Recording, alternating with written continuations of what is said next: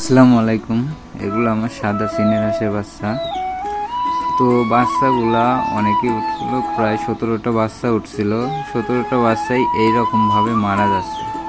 কেন মারা যাচ্ছে, কি কারণে মারা যাচ্ছে, কোনো কিছুই বুঝতেছি না। সবাই বলল তোমার বাচ্চা ওঠার পরেই লাইসোভিট পানির সঙ্গে দিলাম, তারপরেও মারা যাচ্ছে। আবার অনেকে বললো থায়োবিন দিতে, থায়োবিন দিলাম। জিঙ্ক খাবারের সাথে মিশিয়ে দিতে বললো, তাও দিলাম।